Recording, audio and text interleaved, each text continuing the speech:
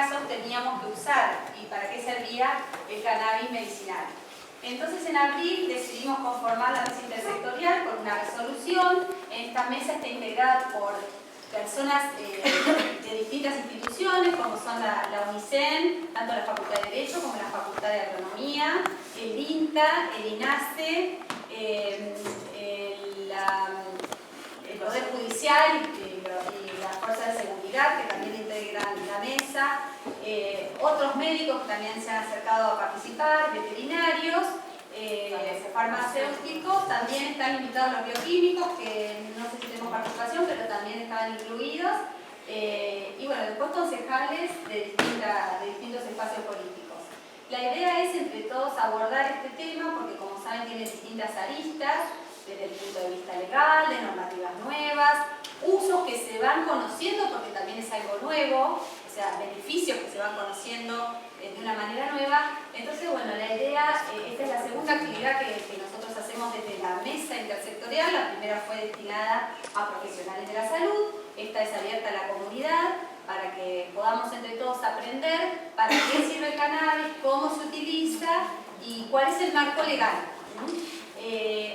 Juan coordina conmigo, Juan David Prado, coordina conmigo la mesa intersectorial y ahora van a hablar de la asociación los chicos para contarles un poco en qué consiste toda la asociación y cuál es la tarea que ellos vienen desarrollando.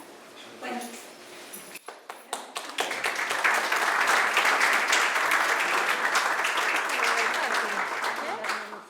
¿Cómo andan? ¿Todo bien? ¿Sí? ¿Están contentos de estar acá? ¿Sí?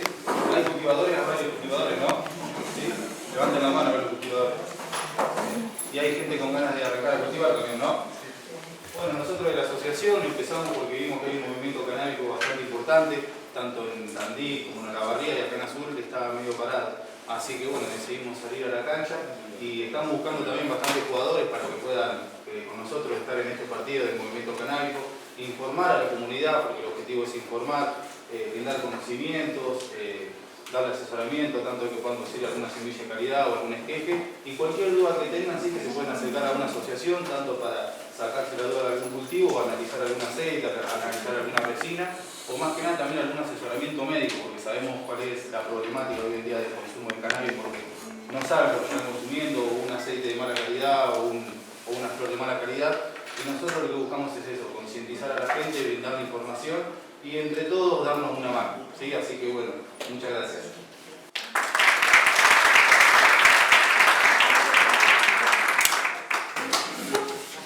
Bueno, buenas tardes. Yo soy Paula Canelo, abogada, autora de la ordenanza original que después fue vetada, en el 2019, donde poco se hablaba también en el ámbito político, y bueno, hicimos todo un trabajo que logramos esa ordenanza, que se votó casi por unanimidad, pero después el intendente Bertelli decidió vetarla porque entendía que no estaban al alcance de poder cumplir con esos objetivos.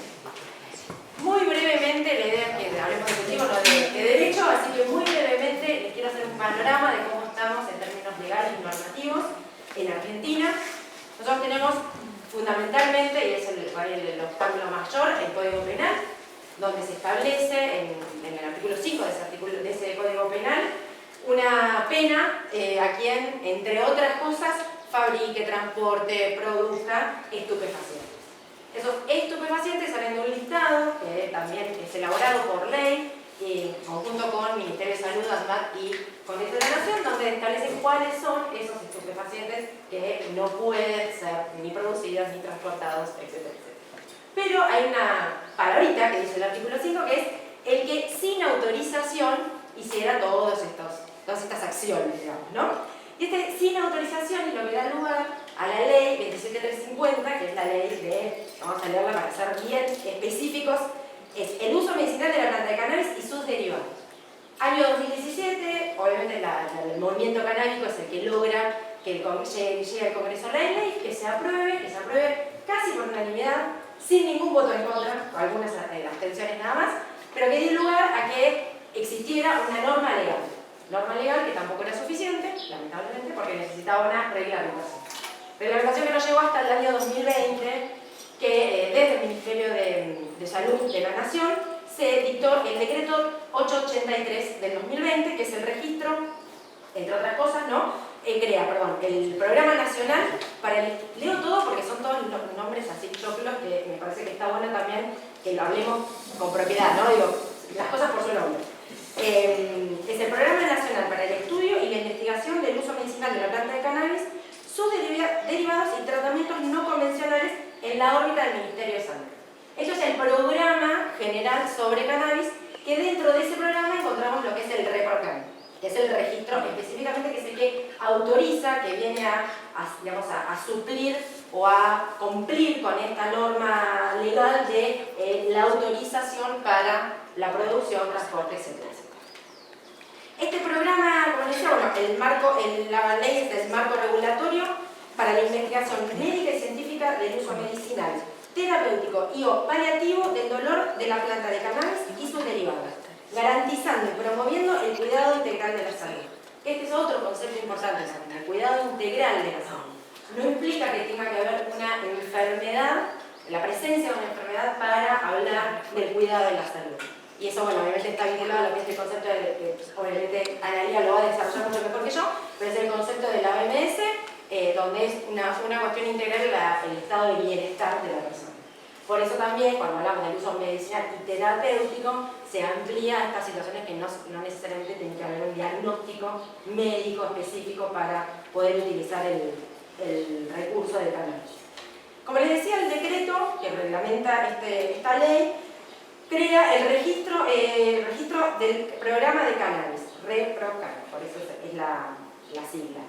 Este registro tiene un solo fin, que es emitir la correspondiente autorización del artículo 5 del Código Penal, que les decía recién. A raíz de la creación, o sea, esta reglamentación necesaria para que la ley tenga operatividad, surgen desde el Ministerio de Salud las resoluciones que le dan mayor detalle a ese decreto, ¿no? Toda la escala, digamos, legal, desde la Constitución primero, la ley, hasta llegar a la resolución, que es la que define el sistema propiamente dicho, digo, la cuestión informática, para poder acceder a esa autorización, a ese registro creado por el decreto. Bueno, por el artículo 2 se crea el sistema de registro del programa de cannabis. En el artículo 4 establece que los usuarios y usuarias podrán inscribirse en el REPROCAN por sí o a través de representantes. Porque esa es otra cuestión también a tener en cuenta, que obviamente quienes cultivan están más que al tanto, que no toda persona que necesita consumir cannabis tiene la posibilidad de generar su propia medicina. Entonces existe lo que se llama el cultivador solidario, que es una persona que no lo hace para sí, digamos, para por una patología o por una cuestión personal, sino para poder brindarle a una persona que lo necesita ese recurso. Y obtener autorización para cultivar, para acceder al cultivo a través de terceras personas o a través de una organización civil autorizada. Ese es otro también gran tema, que digo, un poco los chicos también están en ese sentido, trabajando de la posibilidad que hoy existe, no solamente que lo haga una persona en su casa, sino que lo hagan asociaciones civiles para una cierta cantidad de pacientes, que ahora vamos a llegar a eso. Hay rangos establecidos en términos de metros cuadrados para cultivar y para plantas en estado de floración y no floración, y la cuestión del transporte, fundamentalmente, que es lo que más cuestiones o más dudas genera el tema del suministro y el transporte. Nosotros estamos trabajando con Flor Zaparrat también, con las fuerzas de seguridad, que es donde más dudas se generan respecto a estas cuestiones más puntuales. Que no es abierta a la comunidad, va a ser específicamente para las fuerzas de seguridad, pero la semana que viene tenemos una charla con todas las fuerzas, desde esa policía, Policía Federal, Vialidad, todo así que bueno, la idea también es que desde la mesa se informe, se capacite y se forme a quienes después hacen los diferentes aspectos vinculados a la ley específicamente y a la ley penal, que es la que nos viene un poco a complicar la vida. El tema de los rangos, como les decía, plantas florecidas de 1 a 9 por persona. Es cultivador propio, cultivador solidario, y en el caso de las asociaciones civiles, las ONG, por paciente al cual representan. O sea, tienen 10, no vamos a hacer una cuenta muy complicada porque los números no son lo mío, pero si tiene 10 puede tener hasta 90 plantas en cultivo, en floración, perdón. La cantidad de metros cuadrados permitidos para cultivar esas 1 a 9 plantas es para el cultivo interno, el indoor que le llaman, 6 metros cuadrados y para el exterior 15 metros cuadrados. Y en el tema del transporte, la resolución es media rara porque habla de 1 a 6 frascos de 30 mililitros. Frasco de vidrio, de plástico, todo junto en vez de 30, uno de 60, digo, lo que en realidad, que es un poco también lo que apuntamos cuando hacemos la capacitación, es decir, bueno, son de 1 a 6 frascos, serían 6 frascos, 6 por 30, digo, esa es la cantidad que se considera. Si después está dividido en 6, en 3 o en 2, es un detalle que me parece que ahí la reglamentación se fue a un límite que era innecesario, pero que bueno, esto también se va a ir acomodando con las sucesivas resoluciones que se vayan dictando y acomodándose un poco a la realidad. Esto también se hace en un contexto de pandemia, cuando las reuniones incluso eran complicadas de realizar, pero a lo que se apunta es decir, bueno, no solamente poder cultivarlo, sino fundamentalmente poder trasladarlo. Si no, es imposible, digo, vos lo podés hacer en tu casa, pero no existiría el cultivador solidario, por ejemplo. Y hasta 40 gramos de flores secas. Eso también, ha habido situaciones en las que se ha cuestionado la forma de transportar las flores secas. No hay una especificación de qué manera se transportan. Puede ser en frasco, en bolsa, en envase de plástico. En ese sentido no debería, y lo digo en potencial porque insisto con que el parámetro de la justicia y de la policía a veces es bastante agotado. No debería haber ningún inconveniente si el transporte lo que se transporta no es más de 40 gramos. Después el requisito es obviamente la indicación médica y el seguimiento de un profesional de la salud y un consentimiento informado bilateral entre paciente y profesional. Luego vino en el 2022, este año, la resolución 782 que establece específicamente los rangos para las ONG, que era lo que les decía recién. Son los mismos que se establecen por persona, pero multiplicado hasta 150 pacientes que representa cada ONG. Número que incluso habilita la resolución a ser ampliado vía administrativa, con un trámite burocrático, que no es tan sencillo, pero que se puede ampliar pidiendo una autorización al Ministerio de Salud. Y finalmente este año también tenemos la otra gran ley, con la cual estamos en una instancia recién de aprobación de la ley, que le falta todo el proceso hasta llegar a estas reglamentaciones, como tuvimos en el tema del uso del cannabis medicinal, que es el marco regulatorio para el desarrollo de la industria del cannabis medicinal y el cáñamo industrial. Esta viene a abrir, digamos, un poco la puerta al desarrollo industrial, no solamente, si bien hay una decisión, y que me parece que es importante que la resaltemos, de que el autocultivo se siga sosteniendo, se defienda y sea una política de Estado, también se abre a todo lo que es la producción industrial, entendiendo, como en el ejemplo de Jujuy y de Canadá, que han tenido, buenos resultados, que hay, posibilidades, hay recursos, hay interés en desarrollar esta industria en el país, que no necesariamente va a ir en contra del autocultivo. Yo creo que se pueden convivir ambos procedimientos de generación de cannabis, pero que sí, va a atender o vamos camino a que el cannabis desaparezca de este listado de estupefacientes que les decía hoy al principio, entendiendo de que si hay una industria que produce ese producto, no debería existir la prohibición penal respecto de su uso. Así que eso es muy sencillamente y muy brevemente el estado de situación legal de cannabis medicinal en Argentina. Así que, muchas gracias.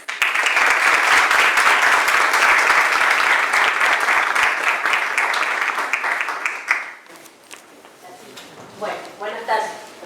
Yo soy Ana Mira Fortunato, soy médica del hospital. Y desde hace un par de años empecé a estudiar un poco el tema del cannabis.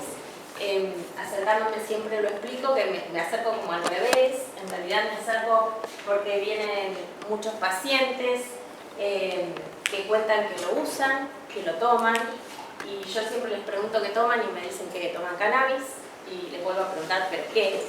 Y me dicen cannabis, y les vuelvo a preguntar ¿pero qué? Y me dicen cannabis, como ese no escuchar. Y yo lo que les quiero preguntar es qué específicamente qué toman, ¿sí?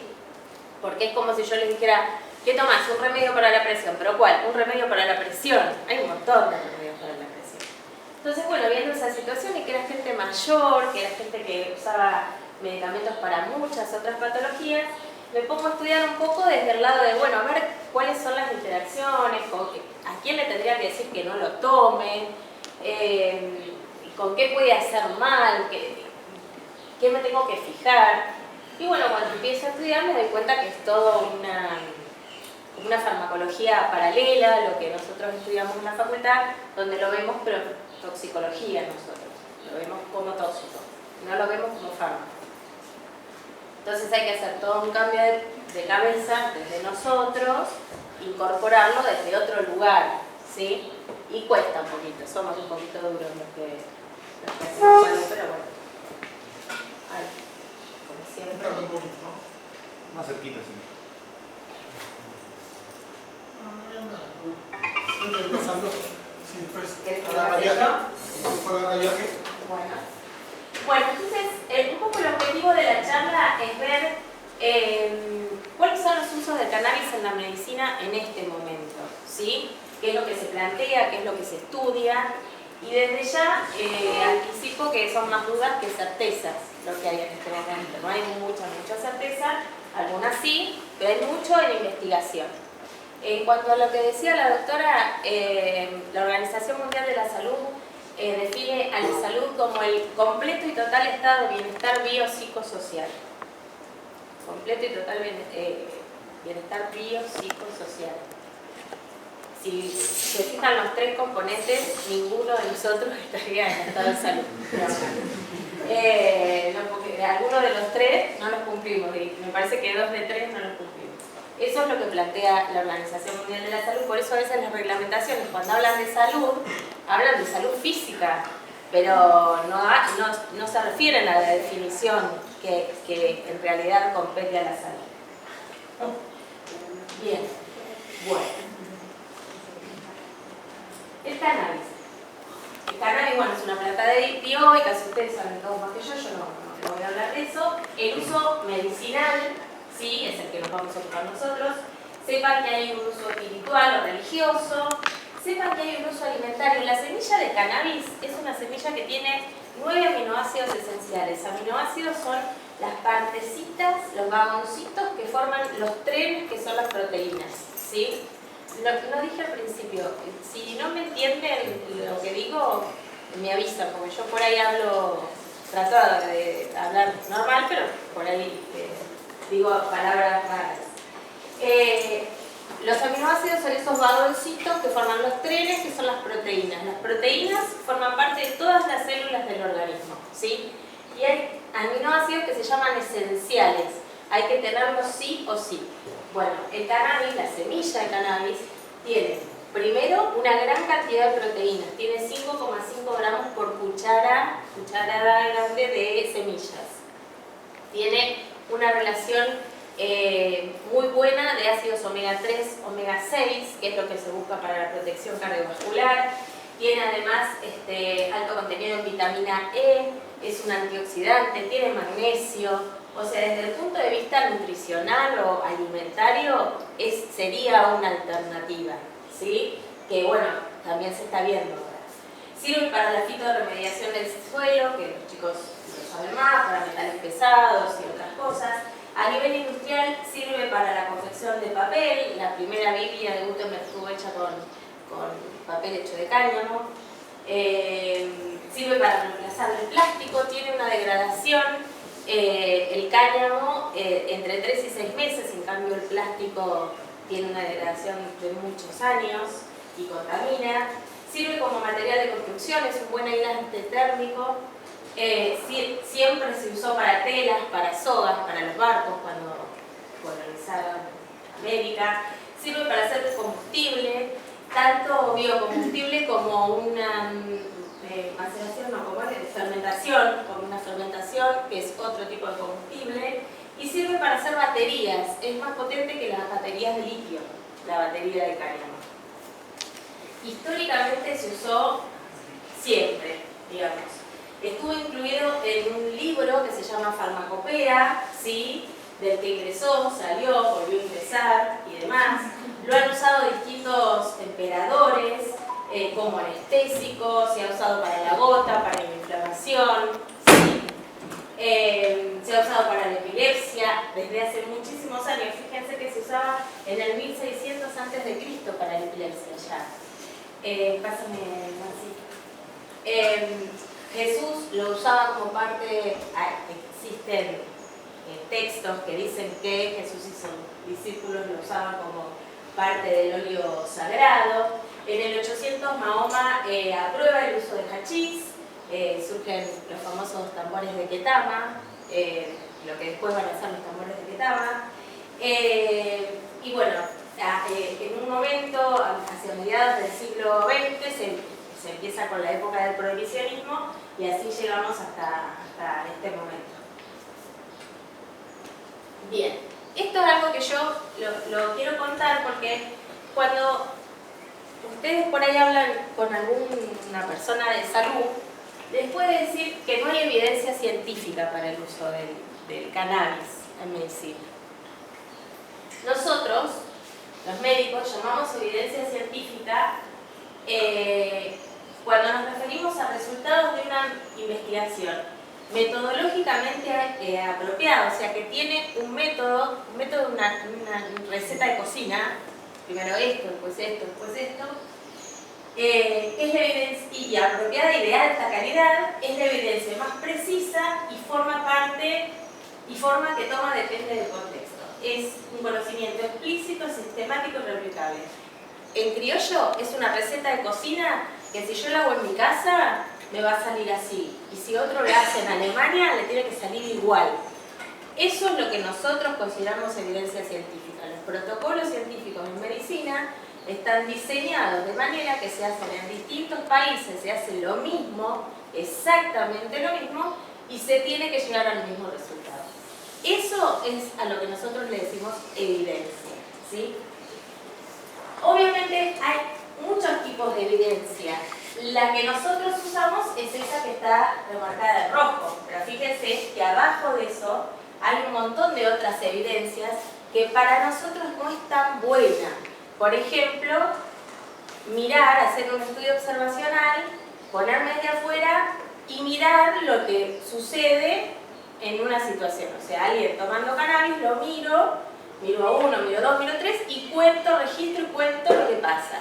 Eso es un tipo de investigación, se puede hacer, pero no tiene una evidencia tan fuerte como lo que la ciencia médica pretende.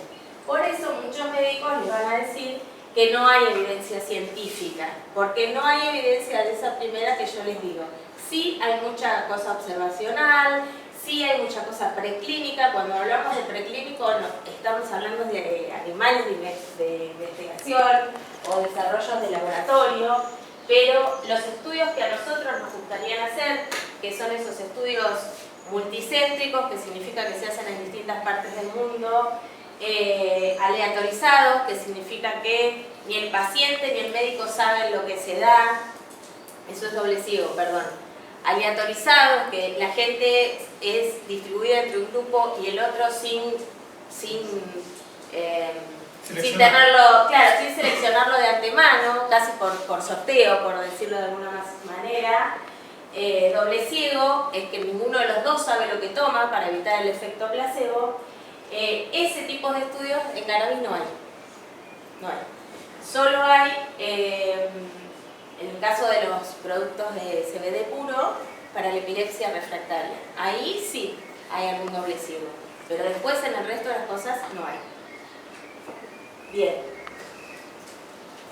Cuando nosotros hablamos de sistema en medicina, nos estamos refiriendo a un conjunto de órganos que llevan adelante una función, que tienen sustancias, que pueden ser hormonas, pueden ser neurotransmisores, las podemos llamar de distintas maneras, que actúan en sitios específicos de determinadas células y que hacen una acción específica, ¿sí?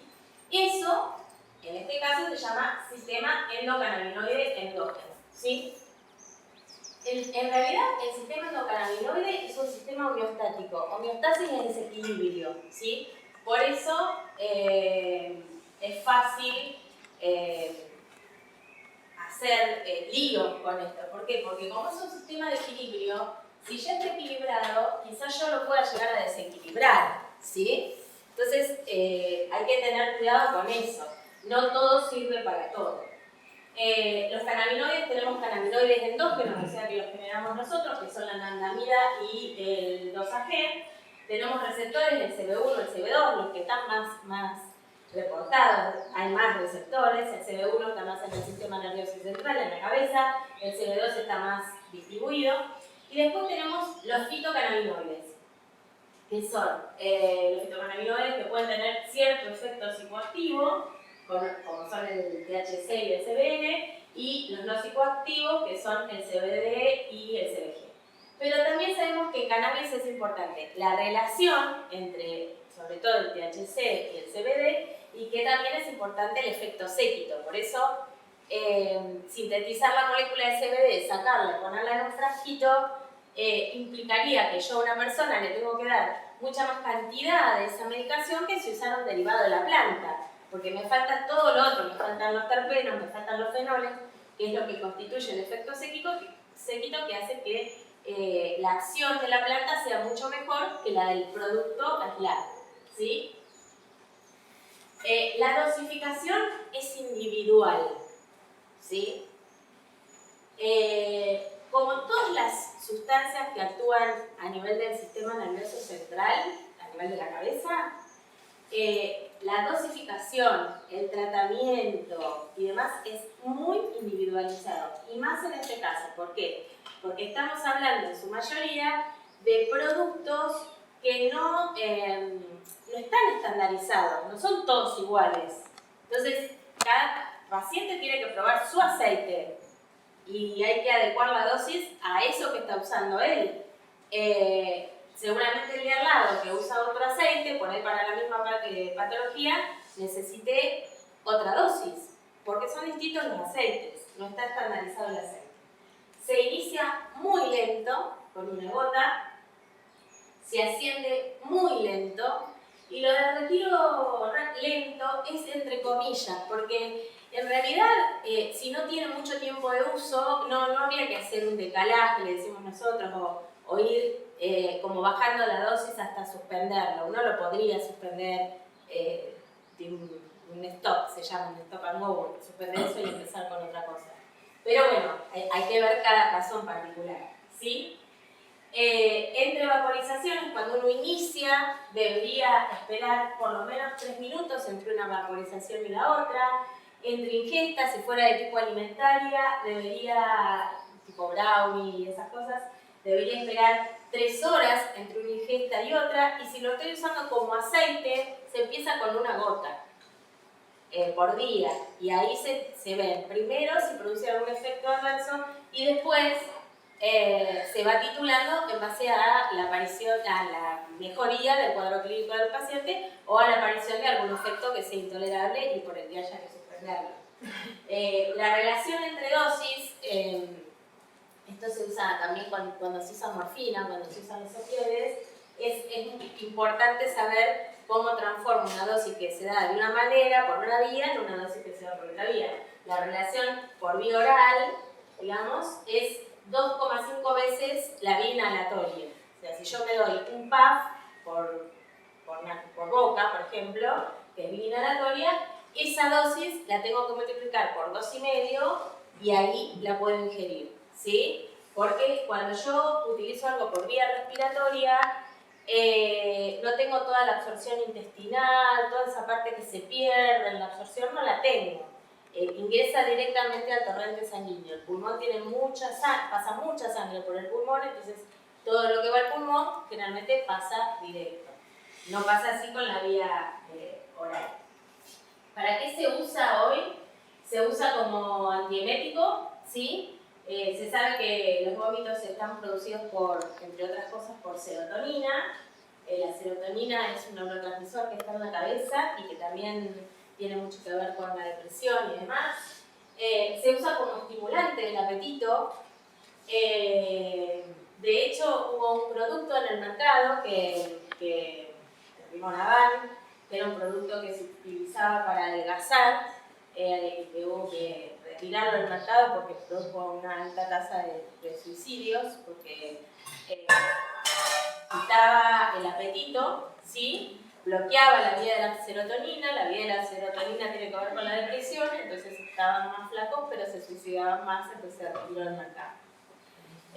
Actúa como antidiarreico porque enlentece la motilidad intestinal, actúa como antiinflamatorio, como analgésico, como antidepresivo, actúa para la ansiedad y es antiproliferativo, apoptótico y antiangiogénico. En criollo es, no deja que las células crezcan, las células están programadas para vivir un tiempo y morirse. Eso se llama apoptosis en medicina. Las células del cáncer, una de las primeras cosas que pierden es la capacidad de morirse. O sea, se replican y no se mueren. Entonces es apoptótico y antiangiogénico, que significa que cuando yo tengo un tumor creciendo, necesito que le llegue mucha sangre. Entonces ese tumor tiene la capacidad de generar muchos vasitos muy chiquitos para que le llegue mucha sangre para seguir creciendo. El cannabis bloquearía básicamente los tres mecanismos que son los formadores de tumores, por eso hay una línea de investigación bastante importante en eso. La indicación, sin discusión, es de epilepsia refractaria, ¿sí? Ahí está probado que tiene efecto. Una cosa que no dije, el cannabis es un adyuvante de cualquier terapia que el paciente esté haciendo. No es la única terapia que el paciente hace. El paciente hace las terapias aprobadas y además usa el cannabis, ¿sí? Y lo que puede pasar es que con el cannabis logre bajar las dosis de las otras terapias. Pero nunca le saco lo otro para ponerle cannabis. No, sigue con lo que está y yo le pongo cannabis. Si después le puedo ir bajando lo otro, mejor. Pero en este momento es un adyuvante, es algo que ayuda al tratamiento ya probado, por decirlo de alguna manera. La epilepsia refractaria es la indicación y todos los productos que vienen ya preparados son específicamente, salvo el Sativex, son para la epilepsia refractaria. Actuaría en el trastorno de déficit de atención y hiperactividad, pero hay poca evidencia porque en realidad disminuiría un poquito la impulsividad. En el insomnio sí hay evidencia. Y en todas las enfermedades neurodegenerativas, como el Alzheimer, el Parkinson, las coreas, los movimientos anormales y demás, hay evidencia, pero en in vitro, o sea, en el laboratorio, en la plaquita, y preclínica, o sea, en los animales. Sí, en la esclerosis múltiple sí hay evidencia con el nabiximol, que es un producto farmacéutico que tiene 2,7 de THC y 2,5 de CBD.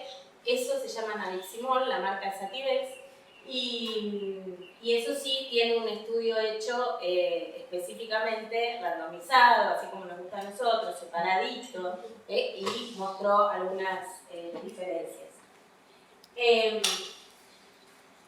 En la osteoartritis y en la artritis reumatoidea tendría efectos, sobre todo a nivel de la inflamación. ¿Se acuerdan que dijimos que era antioxidante, antiinflamatorio? En la osteoporosis no hay ninguna evidencia de nada. Y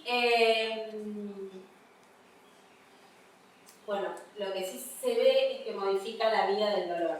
Ahora lo decimos más adelante. Por eso por ahí en la artritis reumatoidea, ¿saben lo que es la artritis reumatoidea? Son esas personas que tienen problemas en las articulaciones, sobre todo de las manos y de los pies, que se les deforman las manos, que no pueden doblarlas, las manos, le quedan los dedos como duros, los pies también, la columna.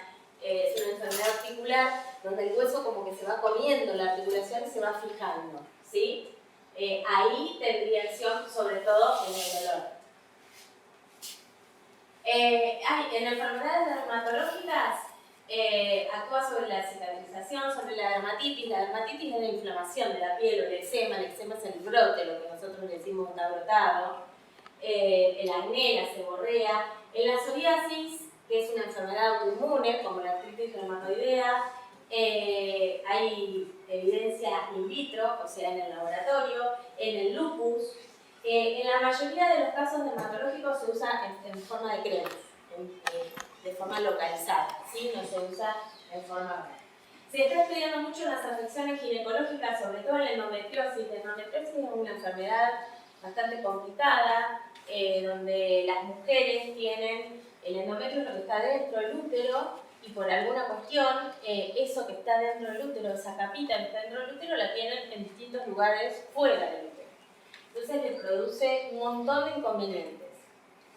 Es una enfermedad terriblemente dolorosa, incapacitante, hay distintos grados, por supuesto, y bueno, se estarían utilizando óvulos de cannabis para tratar las distintas enfermedades ginecológicas. Bien, en la obesidad ya dijimos que regula el apetito.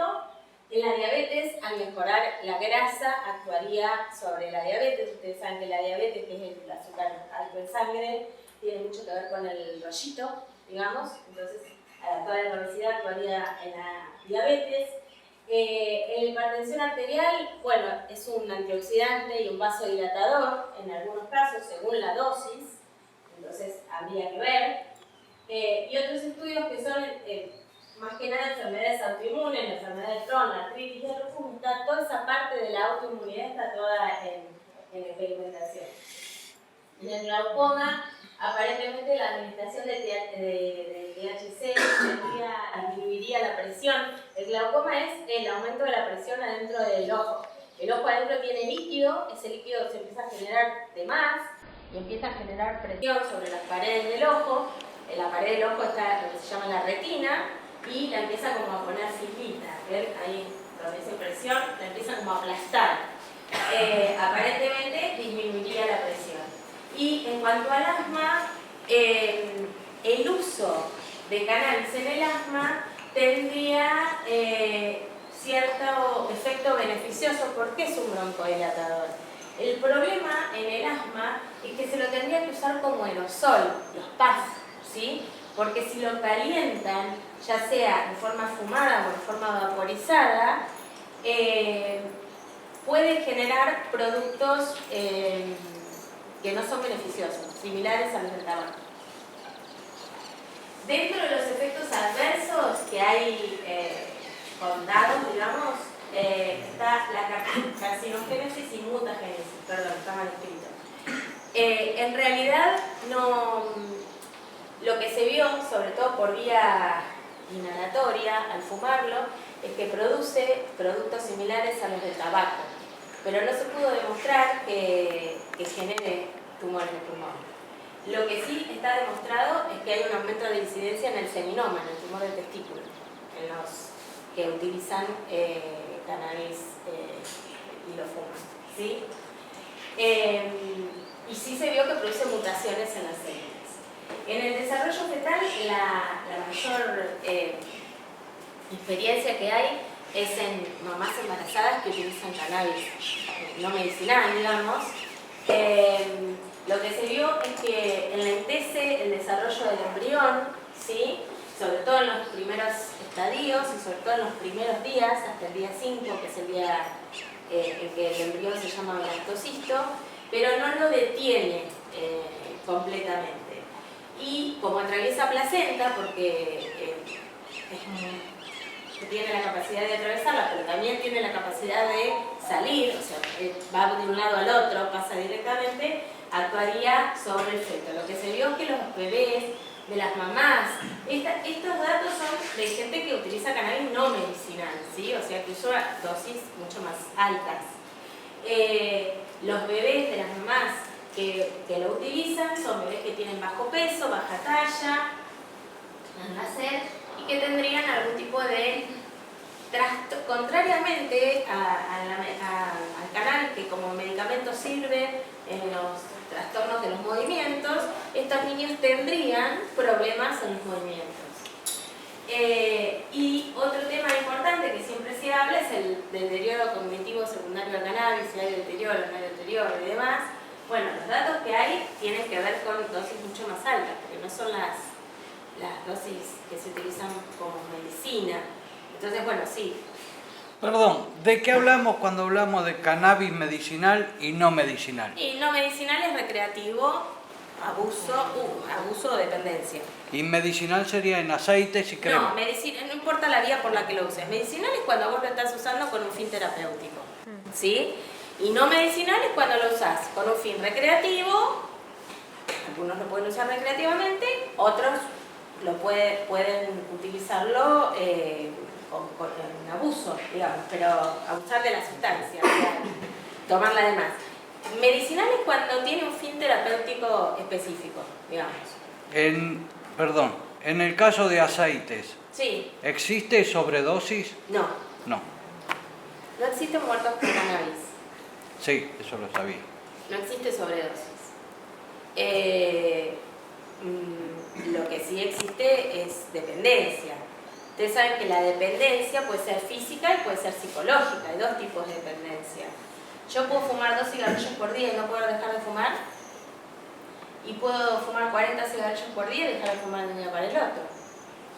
Entonces hay dependencia física y dependencia psicológica. Obviamente todas estas sustancias que participan en el mecanismo del...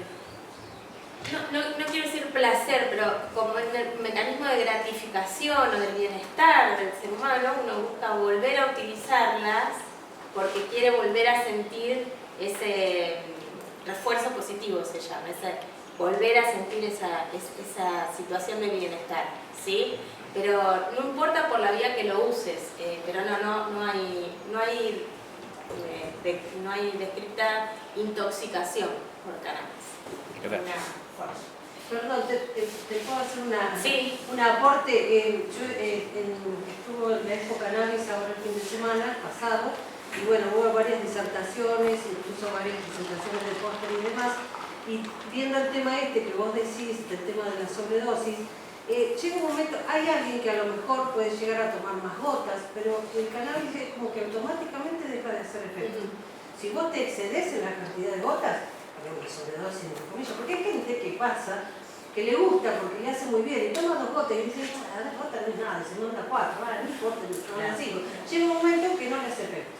Entonces hay que hacer un parate de 48 horas y otra vez empezar. No es parar un mes o qué yo. Lo dijo el doctor Morante ahora en que es un especialista en el tema, y bueno, he dicho también todo en las bases científicas, ¿no? Pero bueno, siempre estaba ese miedo de a veces de decir la sobredosis o se produce muerte, bueno, no sé un poco eso. La diferencia, por ejemplo, entre el cannabis y los opioides, la morfina, los derivados opioides que se pueden utilizar como para uso o abuso, tiene que ver con la acción o no a nivel del bulbo raquídeo, a nivel del cerebro. El bulbo raquídeo es una porción del cerebro que está justo abajo de los hemisferios, es como un tronquito que está acá, que regula la frecuencia cardíaca, la respiración y demás.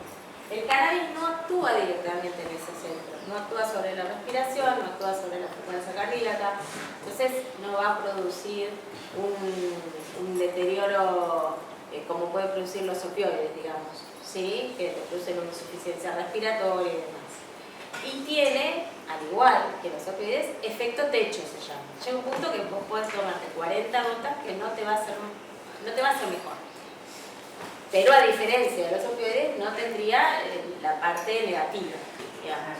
Lo que no significa que no haga ningún daño. No te mata, pero algunos daños sí produce. Pueden aparecer movimientos anormales, según algunos pacientes pueden aparecer delirios, pueden aparecer brotes psicóticos, o sea, pueden aparecer efectos adversos. Pero bueno, no hay muertes de grave. Así que las conclusiones en cuanto a la parte de medicina, o lo que yo les puedo aportar es que está todo en investigación. Es muy difícil investigar cuando es tan heterogéneo el producto, digamos, y cuando estamos hablando de algo artesanal, porque cada uno es distinto, cada planta es distinta, cada aceite es distinto. Sí, lo que se ve es que nosotros aprendemos de los pacientes y de los cultivadores, la mayor cantidad de data la tienen ustedes, nosotros en realidad vamos como de atrás en muchas cosas.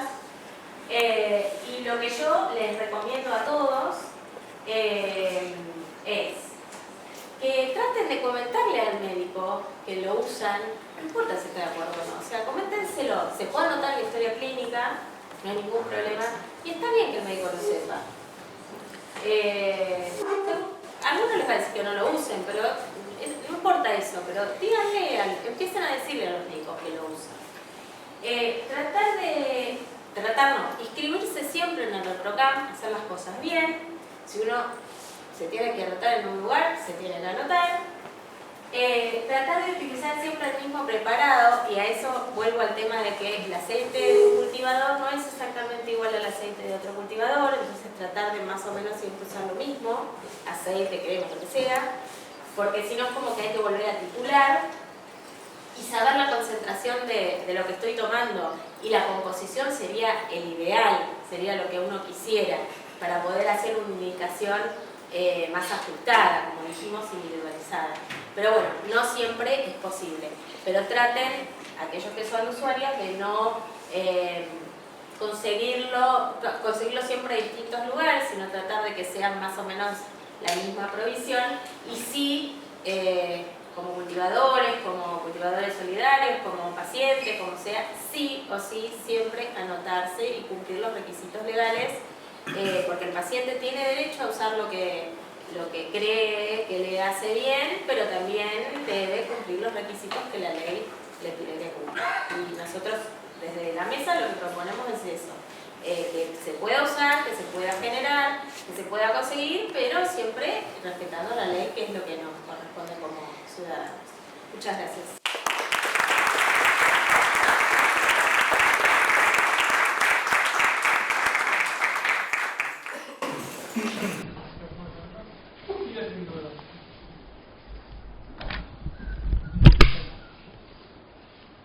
¿Te gustó la charla? ¿Sí? ¿Te gustó la charla? Estás medio dormido, un poquito arriba.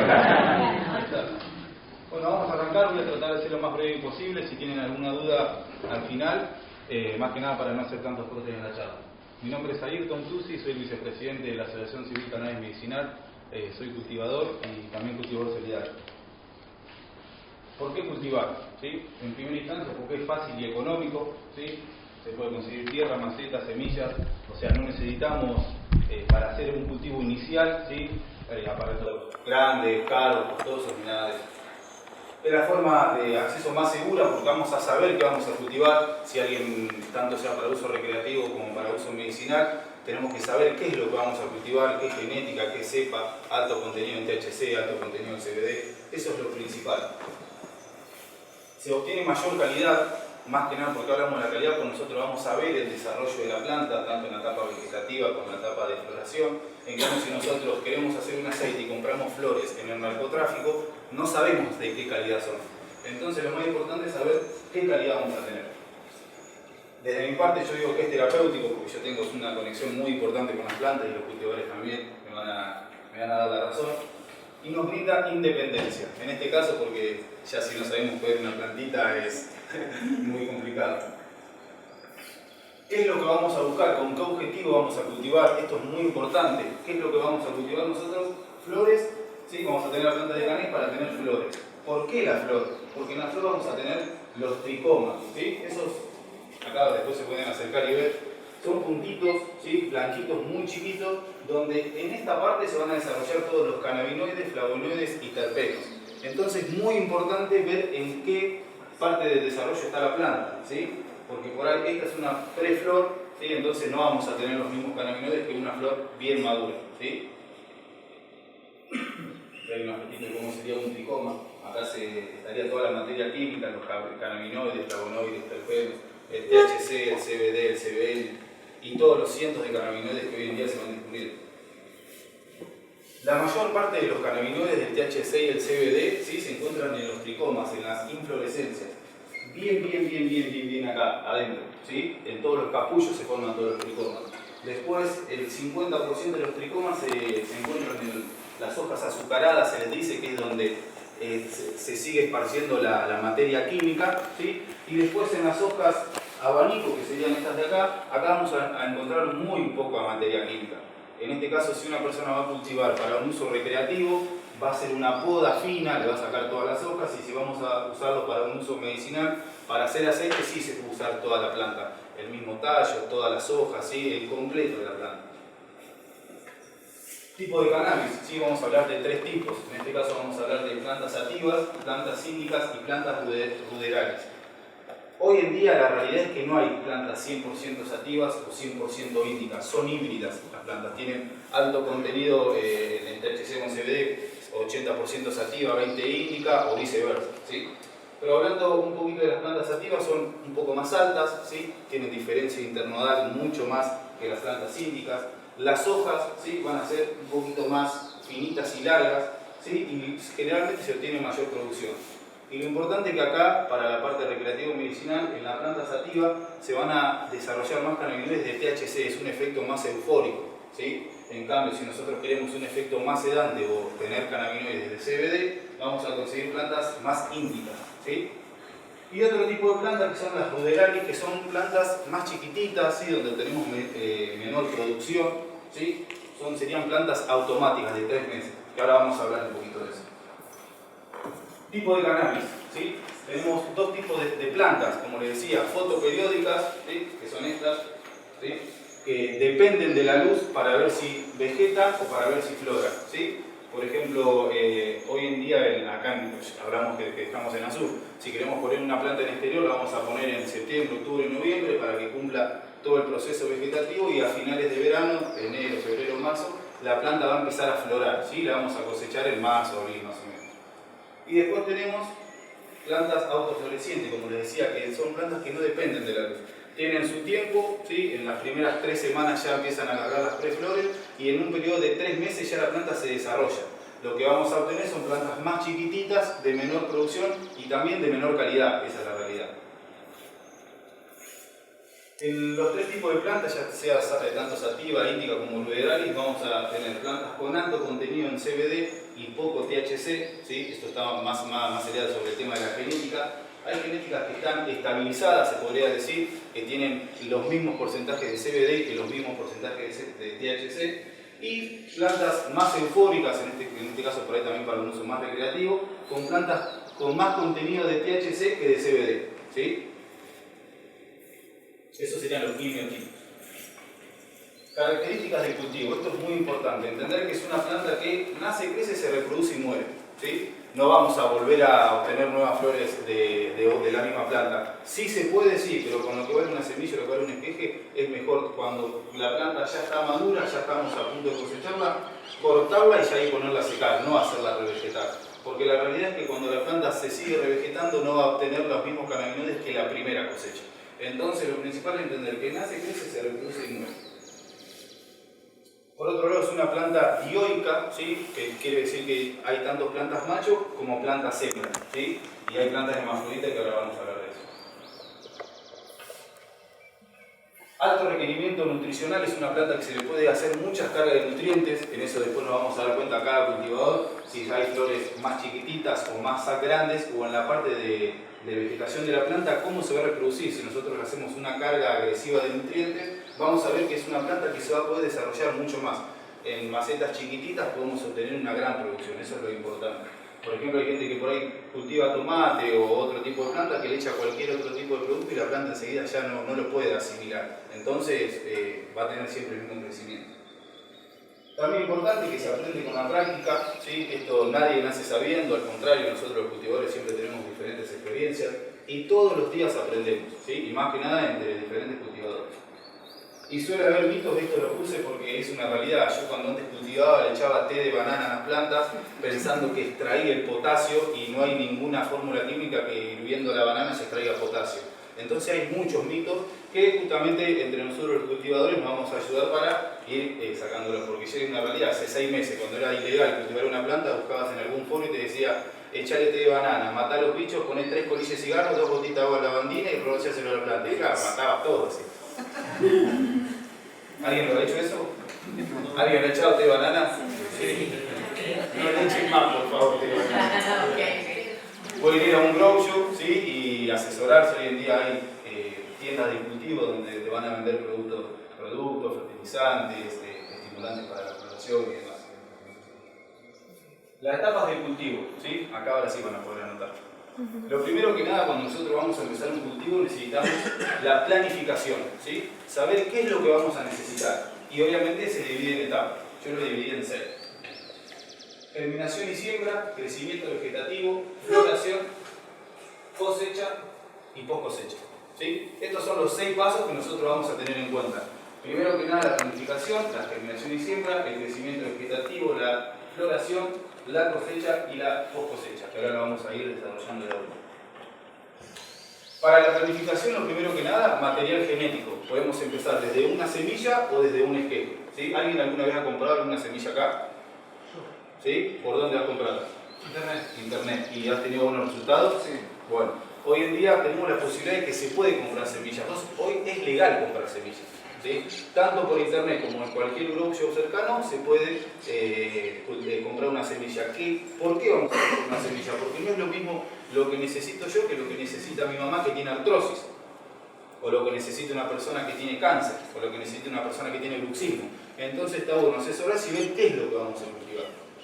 Tengo una pregunta. Sí. Si yo ya tengo una planta, Sí. después de esa planta yo puedo traer semillas, guardarme semillas. En realidad, cuando la flor, ¿sí? Vos tenés una buena calidad de flor, no te va a dar semillas. Sí, generalmente te va a dar alguna, pero la realidad es que siempre está bueno a partir desde una semilla nueva o desde un esqueje. Porque por ahí no vamos a tener siempre el mismo fenotipo, ¿sí? Bueno, la planificación. Maceta principal. Puede ser un balde de 20, un balde de 10 o comprar una maceta, pero miren qué hermosa planta se puede hacer en un balde de 20. ¿Sí? O sea que bajo viento también se puede hacer. Sustrato, esto es muy importante. Acá vamos a ver cómo la planta va a acumular nuestros nutrientes o cómo va a desarrollarse las raíces. ¿Sí? Un sustrato más liviano y con más nutrientes va a hacer que nosotros tengamos una mayor productividad en la planta. Abonos y fertilizantes. ¿Sí? Acá se puede usar productos orgánicos o productos minerales. Eso depende del costo y el valor que quiera agregarle a cada uno a su cultivo.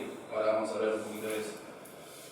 En el lugar, ¿sí? Acá tenemos dos posibilidades, de cultivar en exterior, ¿sí? Afuera, en el patio de nuestra casa, no en la vereda, afuera en el patio, ¿sí? O en interior, en una sala de cultivo, que ahora vamos a hablar qué necesitamos por una sala de cultivo. Pero lo importante es que en el momento de decidir dónde vamos a cosechar afuera es ver en qué lugar del patio nos da más luz, en qué lugar del patio no está en el intemperie, porque si imagínense tenemos una planta de 1,5 metros, se va a mover con el viento, se pueden quebrar las ramas, ¿sí? Que seguramente a muchos les pasa en marzo. Entonces tenemos que ver en qué lugar es conveniente iniciar nuestro cultivo, ya sea en interior o en exterior. Bueno, ¿alguien cultiva en interior acá? ¿Sí? Bien. Bueno, ¿qué vamos a necesitar para cultivar en interior? ¿Sí? Porque le vamos a armar a la planta una salita donde se pueda desarrollar con todos los materiales que necesita para que no genere hongos, no genere ninguna bacteria, ningún bicho, ni nada. Lo principal, ¿sí? Es tener una carpa. Hoy en día se puede comprar las carpas prearmadas o se puede armar algo muy sencillo. Yo he visto mucha gente que por ahí no tiene la posibilidad de cultivar en el patio porque está en un departamento y se lo arma en un roperito chiquito, ¿sí? O si no, vienen carpas que se pueden comprar en el grocery. Algo muy importante es la ventilación, porque al no estar afuera y estar adentro tenemos que tener una corriente de aire. Entonces necesitamos intractores y extractores, ¿sí? Que entre el aire, que circule adentro y que salga. Sí o sí, porque no podemos tener el aire adentro dando vueltas, ¿no? Tienen que entrar aire y salir. Ventiladores. ¿Por qué ventiladores? Porque la planta tiene que tener un movimiento. Imagínense esta plantita que si no la tiene ventiladores, ¿ves cómo se le dan los cogollos? Entonces, si nosotros le damos una buena ventilación, es como ir al gimnasio. La planta se va a mover, va a generar músculos y los cogollos no se van a caer, no se van a tocar entre sí. Sistema de iluminación, ¿sí? En este caso es un tema muy amplio que ahora Maxi me va a dar una mano y lo voy a explicar, pero tenemos diferentes tipos de luces. Eso vale en el costo de que nosotros queramos empezar nuestro cultivo. Podemos empezar con poquitos comunes o con directamente focos especialmente para cultivo de cannabis, que bueno, hoy en día lamentablemente están muy caros, pero ahí vamos a ver lo que es en la producción y en la calidad. Timers, ¿sí? ¿Alguien sabe lo que es un timer? ¿Sí? ¿No? Bueno, un timer es donde nosotros le vamos a enchufar el foco y le vamos a configurar cuántas horas va a estar prendido y cuántas horas va a estar apagado. En este caso, si tenemos una planta fotoperiódica, ¿sí? Como esta, la vamos a dejar un mes y medio en vegetación, donde va a estar 20 horas prendida y 4 horas apagada, o 18 horas prendida y 6 horas apagada. Y después cuando la pasamos a floración, la vamos a pasar a 12 horas prendida y 12 horas apagada. Eso lo configuramos con un tal. ¿Sí? Y para el tema de las plantas fotoperiódicas, no sé si Sí. lo aclaraste bien, el tema de que necesita tener una cantidad de horas reducida para entrar en floración. Para entrar en floración, correcto. Tiene que estar la misma cantidad de horas que prendida que apagado, 12-12, para entrar en el proceso de floración. ¿Qué más vamos a necesitar? Un termohidrómetro para ver en qué temperatura y en qué humedad va a estar ese ambiente, ¿sí? Porque si tenemos una temperatura muy elevada, la planta no va a asimilar los nutrientes, no va a crecer. Si tenemos una humedad muy elevada, ¿sí? Pues se puede generar hongo, se puede generar cualquier otro bichito, entonces lo tenemos que tener controlado, ¿sí? Eso, bueno, se puede controlar con un humidificador, deshumidificador, con un aire acondicionado, con diferentes ventiladores. Filtro de olor, esto es muy importante, en el caso de que no les moleste el olor, ¿sí?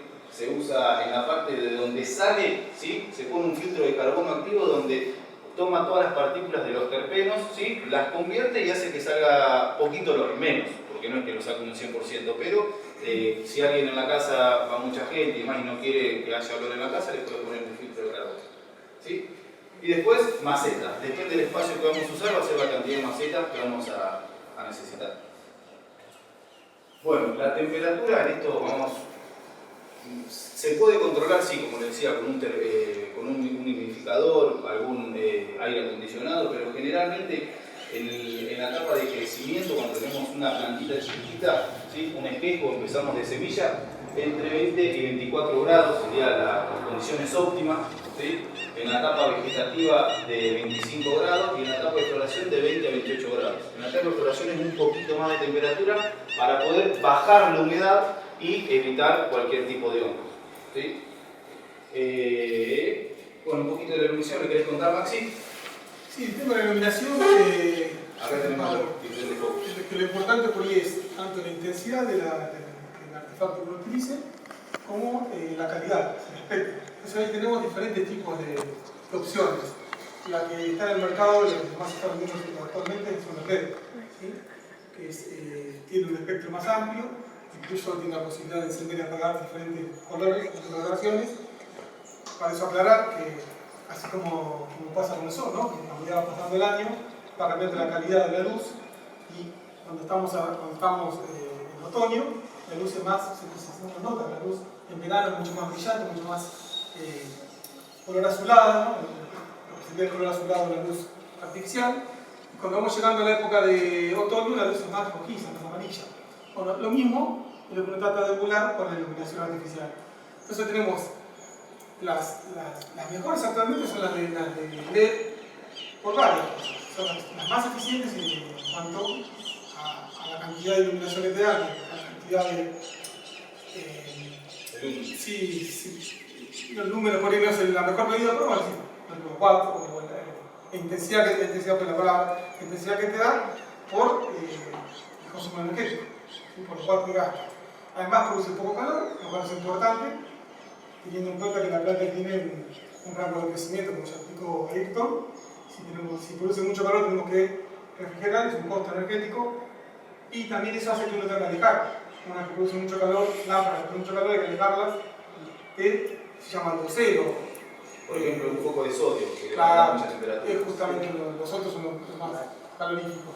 Entonces tiene todas esas ventajas. Es eficiente económicamente, desde el punto de vista de lo que te produce por la energía que consume, produce poco calor y te permite variar el espectro, que también es importante porque en floración conviene el espectro más tirando al rojo y en vegetativo más tirando los azules. Bien, lo único que tiene que es más cara. Ya más adelante vamos a dar un curso intensivo de cómo armar un indoor y demás. Con más detalle. Pero hay muchas opciones en el mercado. Y lo otro que tiene de positivo que no llegó a su tope de desarrollo, se requiere mucho para terminar el LED. Nosotros los sistemas ya estaban más o menos, como ya ha llegado a un tope, mucho más se espera que mejore en cuanto a la tecnología. Después las otras, las luces de alta intensidad, como puede ser el sodio o los halogenuros metálicos.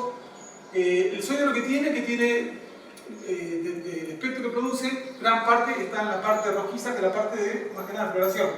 No es el más adecuado para la parte vegetativa. No quiere decir que no lo podamos cultivar con sodio, no lo podés. Pero si uno quiere mejorar el cultivo, conviene por ello suplementar con una luz que puede ser un fluorescente suplemental, no solo, y el sodio. Y si no, utilizar otro tipo de luz, como por ejemplo pueden ser los colores metálicos, hay los que es cerámico y el común, que tienen, por ahí tienen, el común tiene el espectro más tirando a la coloración más al blanco, no es luz blanca, que es más enriquecida en azul. Entonces para lo que es vegetativo, ideal.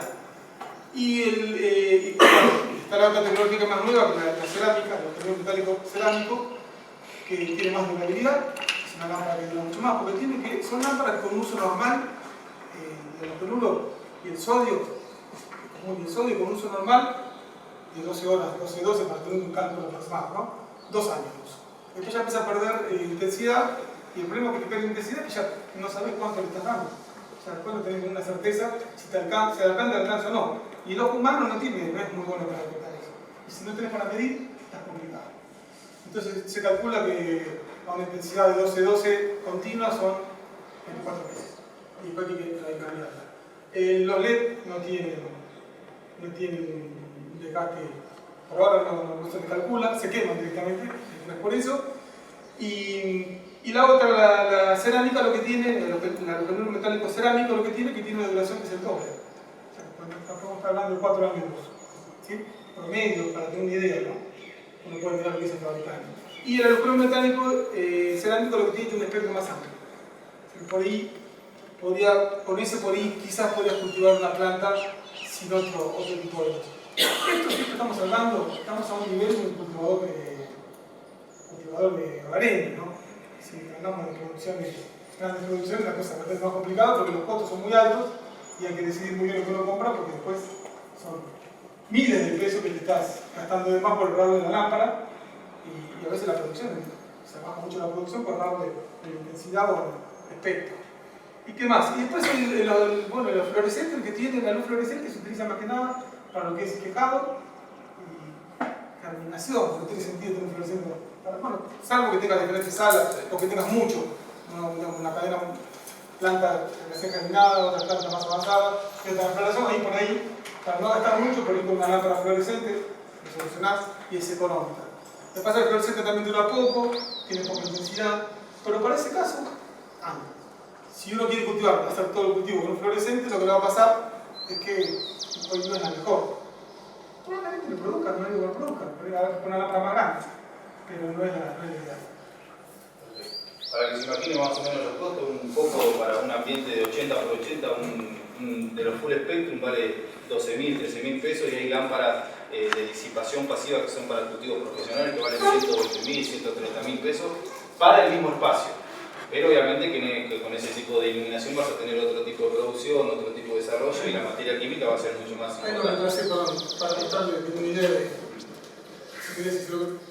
Bueno, después lo que sería el sustrato, lo que vamos a buscar nosotros es que la tierra sea liviana, ¿sí? Porque cuando las raíces van a crecer tienen que tener, nada las tiene que dificultar. Si nosotros usamos tierra negra o tierra de algún patio, por ahí las raíces van a tardar más en colonizar y el crecimiento va a ser más, va a tener un retraso. También lo que buscamos es tener un equilibrio ideal entre la retención de agua y el drenaje, ¿sí? Que tampoco sea un sustrato muy liviano para que el agua pueda bajar hasta abajo y drenar, ¿sí? Eso es lo importante.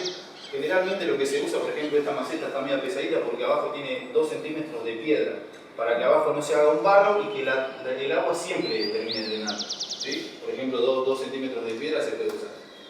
Que tenga nutrientes, siempre hablando de nitrógeno, fósforo, potasio, ¿sí? Nutrientes que necesita la planta, que hoy en día lo bueno que hay en los grow shop, que ya hay sustratos preparados, ¿sí? Sustratos para semillas automáticas, sustratos para semillas mejores, por ejemplo sustratos premium, ¿sí? Pero siempre lo ideal es tener un sustrato con bastante carga de nutrientes. Y después también lo importante, que por ahí esto es para, si ya queremos sumarle un poquito más, es el tema del pH de la tierra, ¿sí? Que tiene que estar nivelado entre 5,8 y 6,3, ¿sí? Eso es lo importante, porque si tenemos un pH muy alto o muy bajo, la planta no va a asimilar los nutrientes y no va a crecer, ¿sí? Entonces nosotros tenemos que tener un pH nivelado en el sustrato. ¿Cómo podemos preparar un sustrato ideal, si se le podría decir? Con tierra negra, compost, ¿sí? Turba rubia, humo de lombriz, perlita, vermiculita, harina de hueso, todo esto se puede conseguir en un grow shop, en una florería, ¿sí? Lo podemos ahorrar nosotros mismos. Y después se le puede poner microrrizas y tricodermas, que son organismos que van a ayudar también al crecimiento de todo el desarrollo de la radicular de la planta. Hay que ¿sí? tener en cuenta que los grow están. Está todo. Sí, Como no no se se lo puede preparar uno, yo estoy gustando la planta, lo hice con compost de caballo, de polvo, ya descompuesto. Perfecto, hay que fertilizar. Pero también están preparados, son mejores, están equilibrados los componentes y bueno, tiene eso que dice. Son livianos, retienen agua, pero no tanta como para que la planta se pudra, porque tiene que respirar la raíz. Si no tiene oxígeno, se pudre. Entonces es necesario que retenga lo necesario y drene lo que sobra. Bueno, hablando un poquito de abonos y fertilizantes, tenemos siempre, depende de lo que nosotros queramos gastar, ya sea en exterior o en interior, hay marcas como Namaste, Top Grow, que esto bueno, lo vamos a encontrar en Grow Shop, y después si queremos un cultivo un poco más profesional, hay productos que son minerales, donde ahí sí lo importante es ver qué electroconductividad tiene, qué pH tiene, porque nosotros le vamos a estar tirando una carga alta de ciertos nutrientes a la planta que si no los asimila, nos van a quedar dando vueltas en el sustrato y ¿qué va a pasar? La planta se va a bloquear de nutrientes y no va a crecer, ¿sí? Se va a quedar estancada. Entonces lo importante en ver después, en ver qué abono le vamos a tirar es qué es lo que vamos a necesitar.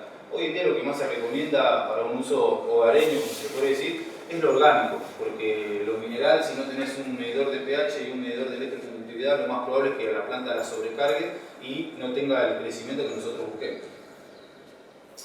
Bueno, germinación y siembra, ¿sí? Para la parte de germinación, arrancando desde una semilla, ¿qué es lo que vamos a necesitar? ¿O qué es hoy en día el método más factible?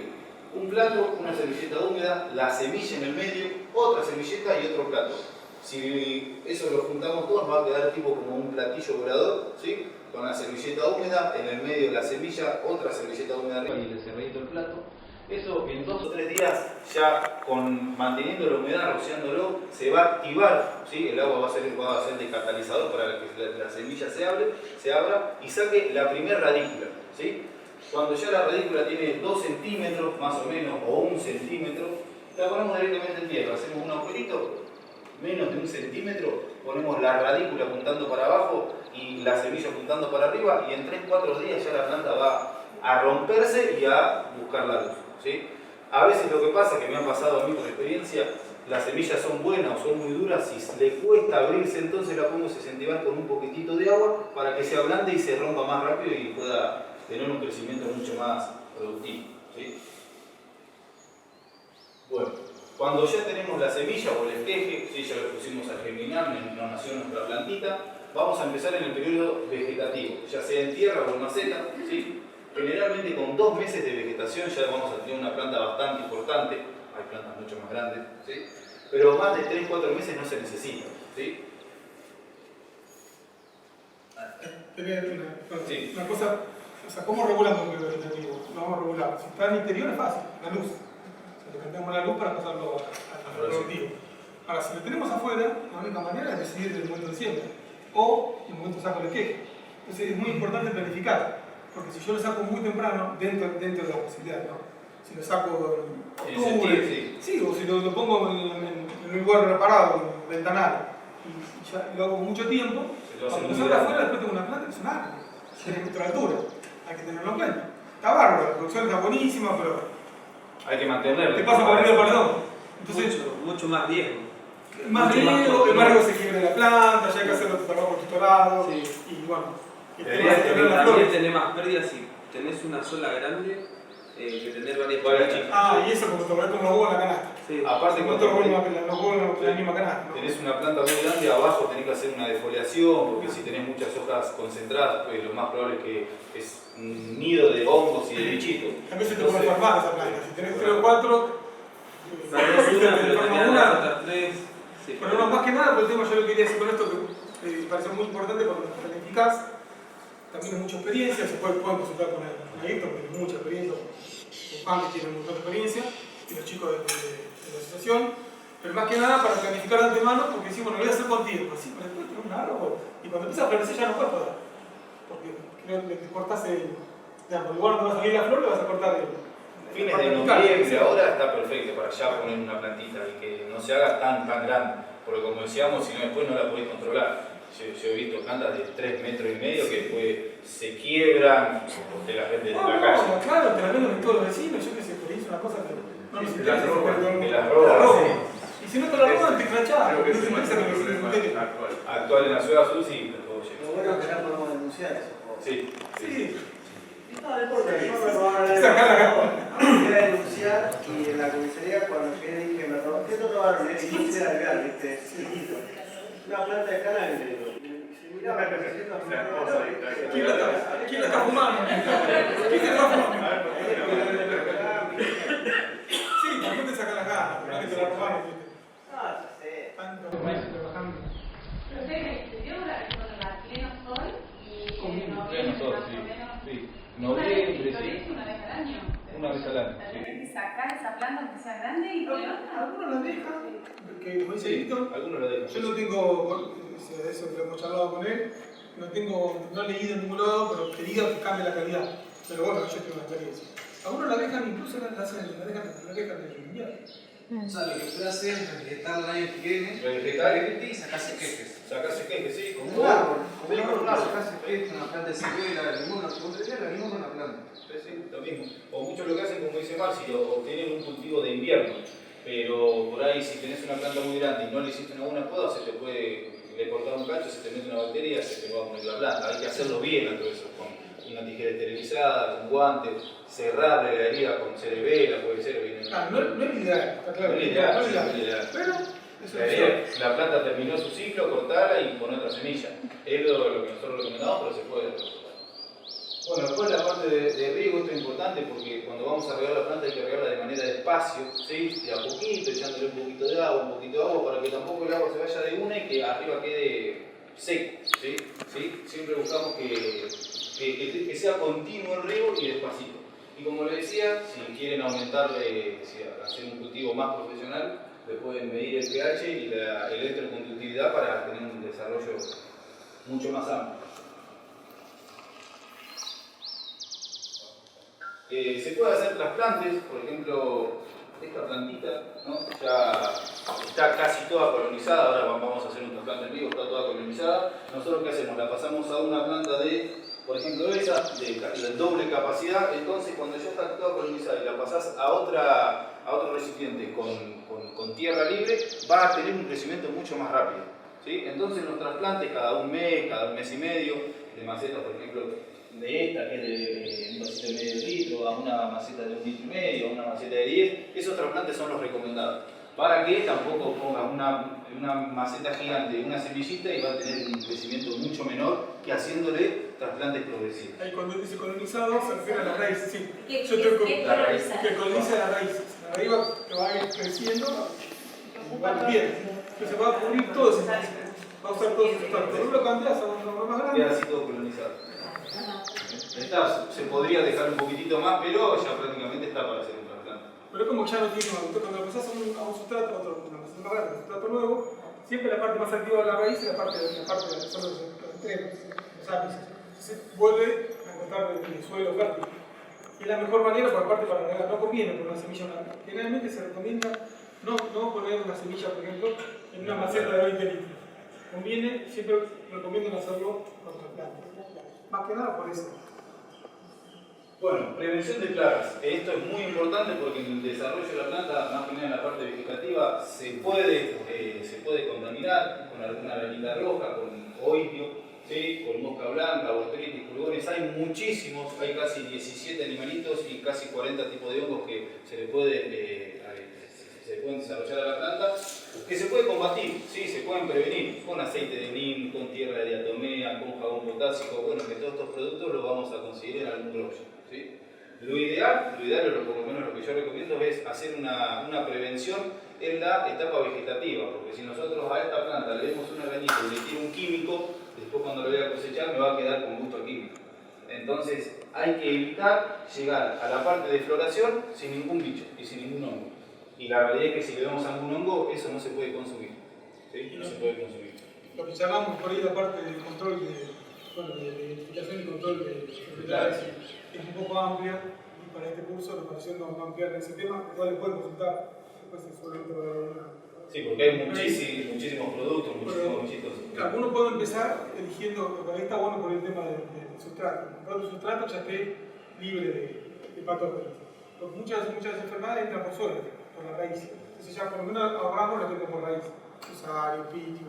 Es que en zonas de mucha humedad. Sí, Esto piensan sí, tener, sí. o sea, la gente que acá hace quinta, no puede ver el tomate, Sí. no aquí, es... Y en esto peor, Sí, en porque esto en peor. los tomates se mojan no pasa nada, pero acá se te moja en la cosecha, te llueve, se te moja la flor y se te pudre. Son 3-4 días que tenés humedad, ya Sí. corre mucho peligro. Acá en Azul justamente es muy común este hongo que hoy dio cuando en la etapa final de la planta, cuando ya tenés el cogollo ya formado, en marzo te cae una lluvia, tenés humedad, perdiste... O la botritis, que O es la la botritis. recontra común. Bueno, por ahí forma, por ahí no lo charlamos mucho, pero hay alguna forma hay alguna cosa para prevenir. Tanto en indoor como afuera. Primero tener en indoor la ventilación, que es como una ventilación importante para que la planta de alguna manera desarrolle fuerza en los tallos, pero lo que es importantísima la ventilación, además de la ventilación, claro, la circulación del aire, porque eso hace que la capa de humedad que tiene la hoja disminuya, que además tiene consecuencias en la fotosíntesis y mejora, pero principalmente que no sea muy grueso y que no esté muy húmedo, de manera que no se desarrolle más. Es importantísimo. Y en el exterior también, la poda de abajo, se llama, es importante para que haya circulación de aire. Y no es una planta tan densa. Es decir, bueno, que yo quiero producir mucho. Es preferible producir menor cantidad de cogollos, porque es más grande, y no que si una planta está llena de ramas y no tiene circulación de aire. Eso es una forma de prevenir enfermedades. O los cogollitos, generalmente los cogollitos chiquititos de la parte de abajo, eso por ahí es mejor sacarlos y tener buena producción de cogollo en la parte alta y no en la parte media, cogollitos chiquitos donde generalmente también hay poca circulación de aire y es propenso a que haya arañitas rojas, trips, ¿sí? Y demás. Y vos comentaste algo de los productos, Juan, Sí. que tiene mucha más experiencia que nosotros en eso. Hay un montón, pero el aceite de neem para insectos anda bien y para algunos patógenos. Cola de caballo. Cola de caballo, jabón potásico con aceite de neem. Jabón potásico, tierra de Son también. más. Y que son orgánicos. Son orgánicos. Tierra de también. Sí. Después, obviamente, si tenemos una contaminación muy amplia, no sé, de arañita roja, hay productos químicos que no es recomendable usarlos, pero... sí, La sí. azufre. Sí, el azufre El también. azufre para cosas, para enfermedades. Igual que caldo bordelés, creo que es sulfato de cobre, que es viejísimo, se usaba en el año 30 para frutales, que también son productos aprobados por orgánicos. Si aplicamos eso, mejor se tiene que aplicarlo, pero si tuviésemos que aplicarlo, no estaríamos aplicando un producto de síntesis química que pueda ser, que requiera por ahí mucho tiempo después para cosechar. Porque los productos, otra cosa que tienen es un tipo de carencia, los productos químicos síntesis. Eso significa que desde que uno lo aplica, desde que uno cosecha el producto cualquiera, sea una manzana o sea un cogollo de cannabis, requieren un tiempo, lo dice, la cajita dice 15 días, 30 días. Bueno, con los orgánicos ese problema no lo tenés. Son menos agresivos, menos problemáticos para la salud y principalmente que, bueno, Que combate. sí, principalmente que sirva. Bueno, la parte de floración, cuando ya pasó la parte vegetativa, acá nos vamos a dar cuenta si la planta es macho o es hembra. El macho no sirve, ¿sí? La planta macho no sirve, solamente sirve para sacar semillas o polinizar una planta, pero si nosotros vamos a buscar tener flores, ni bien vemos una campanita como esta, hay que directamente matarla a la planta. ¿Por qué? Porque si nosotros tenemos una planta hembra, ¿no? Y a 3 cuadras de mi casa hay alguien que tiene una planta macho, ese polen con el viento va a volar y en estos capullitos, que son los órganos reproductores femeninos de la planta, va a caer el polen y automáticamente me va a largar semillas. Entonces, si nosotros buscamos una buena producción de flores femeninas, ahí no hay que tener machos cerca. Y hoy lo dijiste, o sea, fíjense que la pareja cuando comentó el tema de los tricomas que tenían los cannabinoides, que se estaban buscando. Recuerdan que, claro, que estaban las inflorescencias femeninas. Y otra cosa que a veces uno tiene una planta femenina, está seguro, al control, si es una planta femenina, o es una queje de una planta femenina, generalmente cuando es una queje, la genética es la misma, por lo tanto no debería variar, pero se puede revertir. Creo que eso... Sí, madre. Sí, creo que eso. Pero bueno, lo que nosotros vamos a buscar es que la planta sea hembra, ¿sí? Porque la planta hembra es donde se generan el 100% de los cannabinoides, flavonoides y terpenos. Y la planta macho no sirve, ¿sí? O en el caso que nosotros queremos, no sé, tenemos una planta macho y una planta hembra de la misma genética, sacar semillas, sí. Pero si nosotros lo que buscamos es tener flores para hacer aceite o para fumar, no sirve la planta macho, ¿sí? Lo que puede pasar es que tengamos una planta hermafrodita, ¿sí? En este caso, cuando la planta hembra está en en la parte de floración avanzada, en la preflor avanzada, y tiene algún estrés lumínico, ¿sí? Eso puede ser porque hay 3 días está nublado en la parte exterior, o se nos apagó el foco, ¿sí? Con algún estrés lumínico o algún estrés hídrico o cualquier otro estrés de temperatura y de humedad, la planta se va a estresar y va a largar flores masculinas, ¿sí?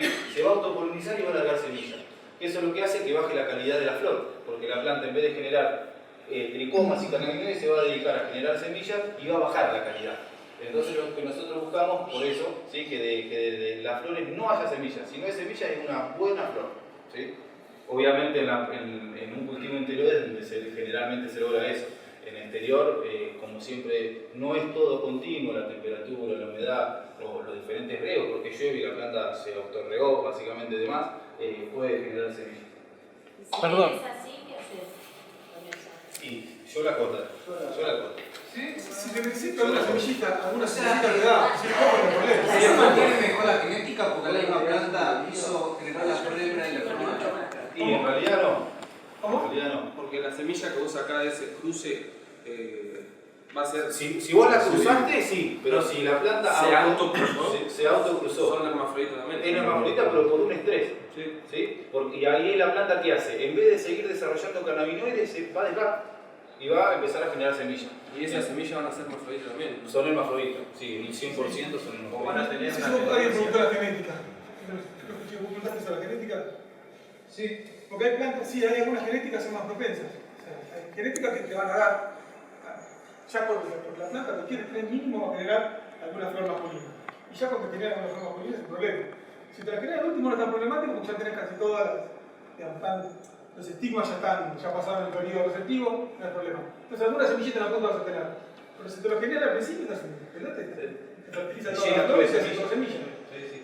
Entonces, lo ideal es eso, tener flores puras, ¿sí? Sin ninguna semilla. Por eso es lo importante de comprar genética, porque por eso compras una buena genética, una genética, digamos, probada. Estabilizar, no usas esa palabra porque es una cosa Y un banco de probada, semillas. claro. O un esqueje de una genética probada. Vos sabés que es el que a mí me pasó, de hecho, se la mostré, yo estoy aprendiendo a cultivar también, y me pasó esto, tengo una cuenta de Navidad, todas fueron masculinas. Eran esquejes de planta femenina, pero ¿qué me pasó? Me equivoqué y dejé prendida la luz.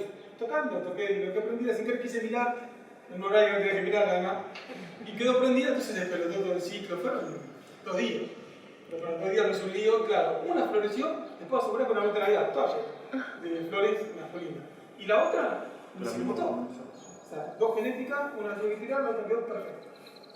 Ahí ves, depende de vos, la genética o el esqueje o la semilla, si es fuerte. ¿Sí? Hay genéticas que son muchas semillas comunes que yo te digo, a mí personas me piden semillas. Yo le digo, andá y comprá una buena semilla, fíjate lo que vos querés, porque por ahí la semilla que yo tengo no está estabilizada, no es buena. Entonces directamente básico podés comprar una semilla. Bueno, acá, esto es lo que nosotros vamos a buscar, flores. ¿Sí? Acá donde se desarrolla toda la materia química, donde no va a haber ninguna semilla. Obviamente en un cultivo controlado. Afuera generalmente no se llega a poder desarrollar en un 100% porque se contamina, la planta va a tener una precipitación allí y le va a lavar los tricomas. Pero bueno, nuestro punto final lo que buscamos es esto, flores de calidad. Al momento de cosechar, ¿qué es lo que vamos a mirar? Esta planta, por ejemplo, si la miramos con un microscopio, la mayor cantidad de los tricomas van a estar entre transparentes y blancos. ¿Sí? ¿Qué es lo que vamos a lograr en eso? Que si están blancos, ¿sí? Tengan más THC. Si nosotros vamos a buscar un efecto más sedante, vamos a dejarla pasar un poco más a la planta y los tricomas se van a empezar a poner marrones, ámbar, entonces ahí el THC se va a empezar a convertir en CBD o en CBN, ¿sí? Entonces vamos a tener un efecto más sedativo. Generalmente para el uso recreativo se usa un ámbar, ¿sí? Mitad blanco, mitad marroncito, y para lo que es aceite y demás generalmente la dejan pasar. Depende de lo que estén buscando, ¿sí? Hay personas que usan aceite con alto contenido en THC que esperan cuando estén todos blancos y la cortan, ¿sí? Pero vos tenés que mirar con un microscopio o te das cuenta. Con un microscopio lo ideal. Dale 1000 pesos, 1500 pesos, Sí. un chiquitito así que viene. Y lo ideal es eso, un microscopio. Y una pavada voy a preguntar, pero entonces la cantidad de THC y de CBD no depende de la semilla, Sí, depende también.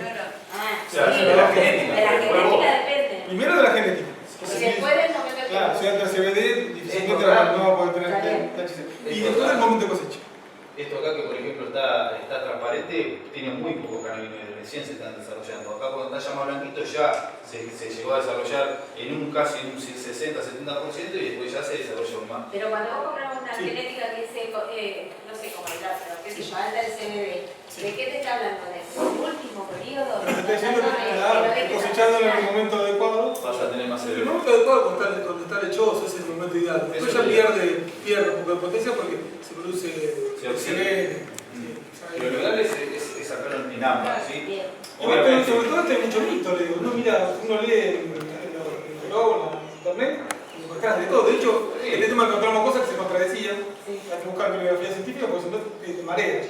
Pero de lo que tuvimos un poco para tratar de dar un poco de seriedad a lo que decíamos, que había mucha diferencia, lo más científico es que cuando está lechoso es el mejor momento para cosechar. Si se pasa un poquitito no hay problema. Igual no va a estar todo, ni todo junto. Parecen que están ámbar, parece que están blanquitos, pero en realidad con el ojo humano no es imposible ver.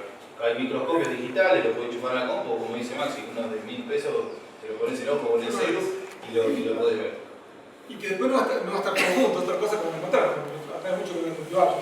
Con lo que no cultivan, no es que le van a encontrar toda la planta con todo, lo van a mirar cualquier hoja o cualquier flor y van a estar todos los tricomas igual. Con los pelos igual. No, algunos van a estar transparentes, otros lechosos y algunos ya van a estar tirando a ambas. Hay que buscar un equilibrio, entre dos.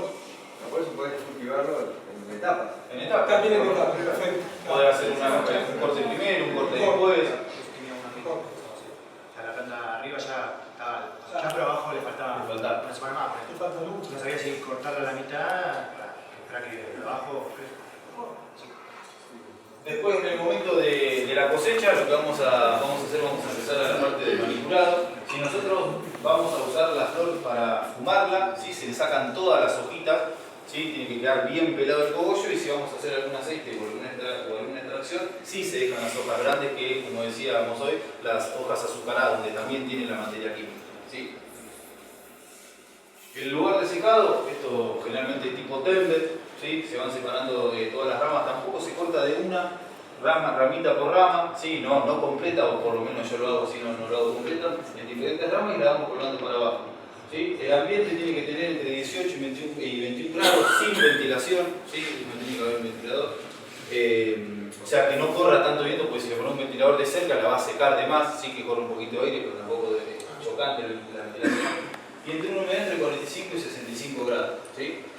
Acá lo que vamos a buscar es que nosotros, el H2O, el agua del tallo de la planta, se vaya y que quede la materia química con un poco de humedad, ¿sí? Ese 8 o 13% por ahí bajo, ese Sí. bajo puede ser ideal que para fumar. Si uno lo usa como fumar no significa ser recreativo, si no es recreativo cada uno sabe en casa. Pero hay gente que fuma por una cuestión médica, para sacarse el dolor. Entonces ese es el ideal, entre 8 y 13 es el ideal para la mejor experiencia fumar. Y se pone tipo tende y se dejan colgando de arriba para abajo, ¿sí? Fíjate que en la misma imagen hay el otro sistema que la bandeja. La bandejita. Sí, que Sacan después puse todo. fotos que o bandeja o un lugar donde uno lo pueda apoyar que no se nos pudre, ¿no? Pero hay que ir dando vueltas. Dando vueltas, sí. O tiene que ser algo que esté bien seco, porque no sé, si lo pone en una bandeja de fierro se te puede ya oxidar, se le va a largar agua. Papel, cartón, Hay bandejas de secado, pero por ahí le tenés que sacar todos los cogollos. Entonces lo más fácil es dejarle la ramita, donde también va a conservar un poquito de humedad y va a ser un proceso de secado más lento.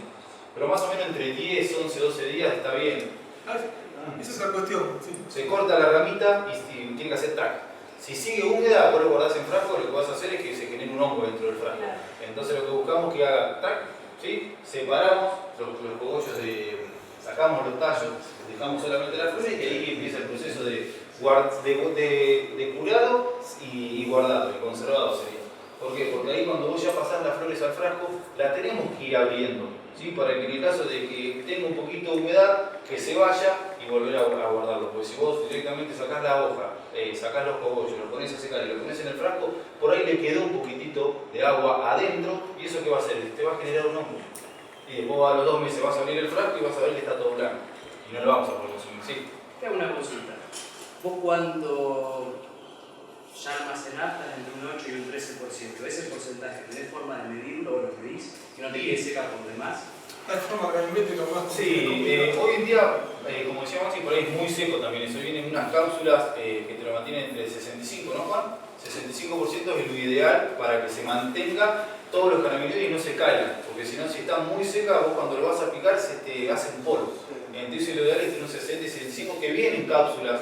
Vos abrís el frasco, metés los cogollos, le pones la cápsula y si tiene mucha humedad te la quita y si tiene poca humedad le brinda humedad. ¿Sí? Son cápsulas de gel que hoy en día por suerte sirven para, hay personas que cosechan en grandes cantidades y lo mantienen años así.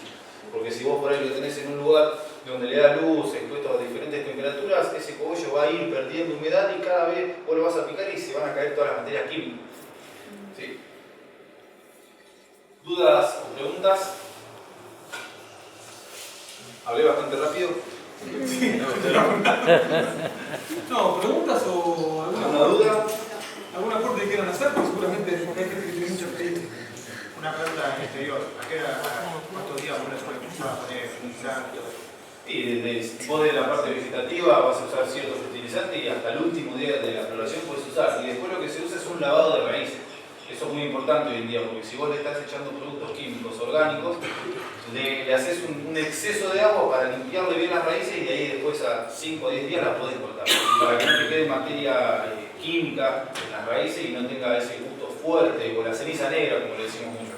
Si la ceniza está negra de un cigarro de marihuana es porque tiene muchos químicos. Si la ceniza es blanca, limpia, es porque está limpia de nutrientes. Eso es muy importante, el lavado de raíces.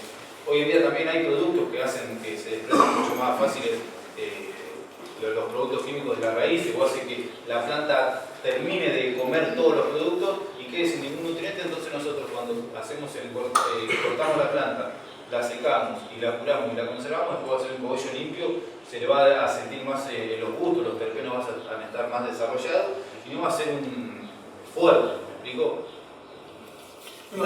La planta desde un esqueje, ¿cómo ¿Cómo hace un esqueje? ¿Cómo hace eso? Bueno, un esqueje se agarra, por ejemplo, esta plantita, ¿no? Se corta acá a 90 grados, ¿sí?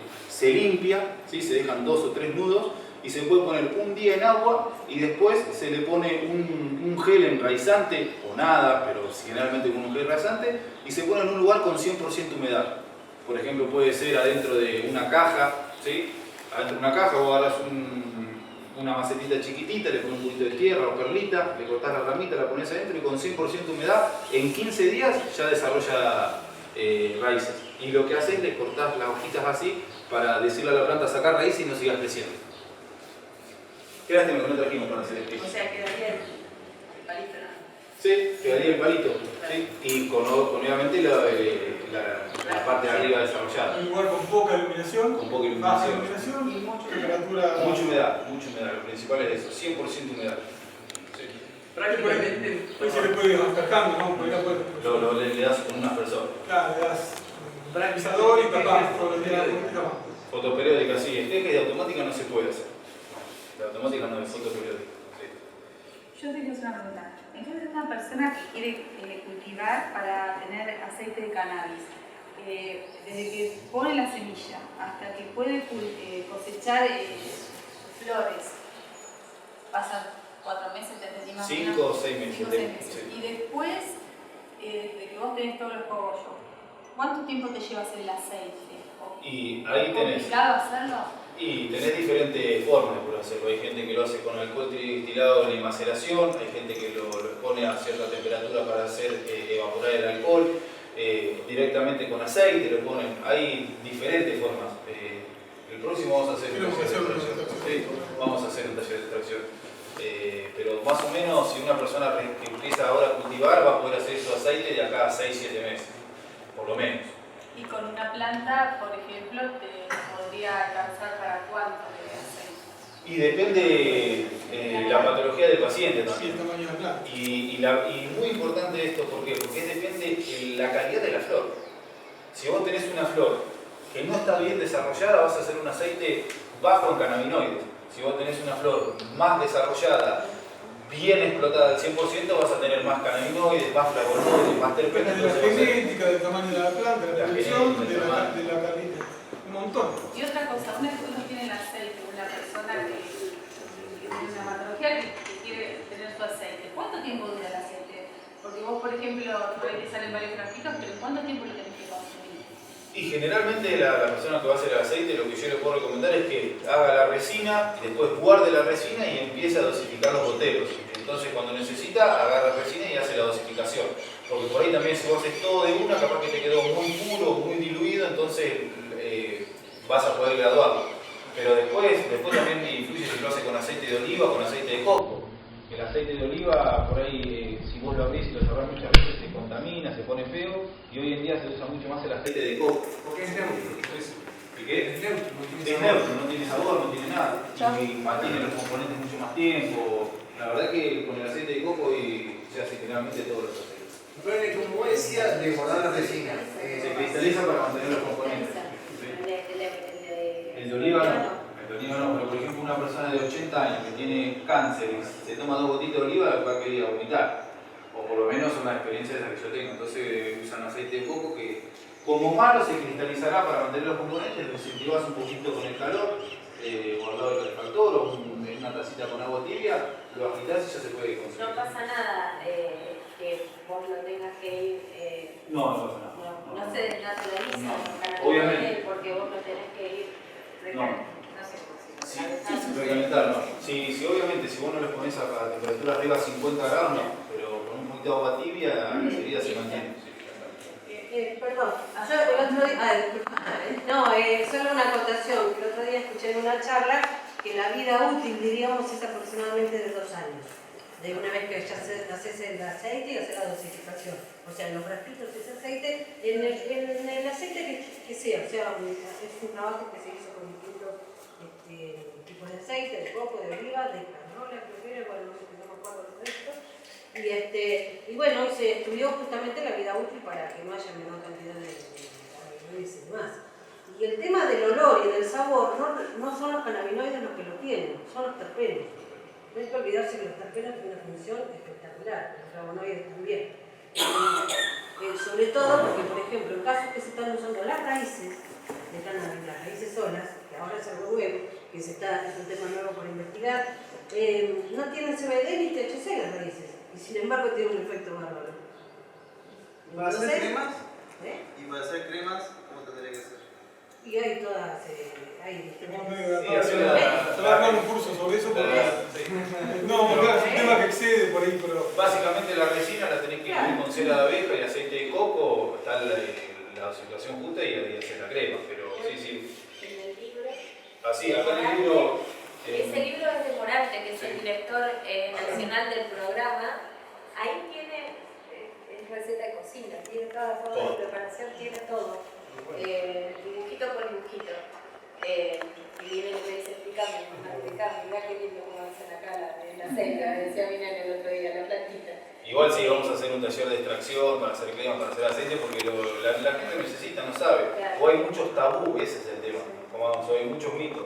Y la realidad es que estamos hablando de medicina, ya sea para mi mamá que tiene artrosis, para alguna abuela que tiene X dolores, está bueno saber cuál es el método de extracción más conveniente o qué es lo que nosotros tenemos para hacerlo, porque por ahí hay algunos que es conveniente, pero nosotros no tenemos las herramientas. No, pero sobre todo lo que vos decís, que como se va a utilizar también por distintas vías, que no esté contaminado, saber que la planta esté sana, que vos por ahí conseguís la después flor te y lo no pones y tenés te da una adentro. reacción, no sé, o sea, todo eso es complejo y bueno, si hay pasos para evitar eso también está Mucho bueno mejor. usar.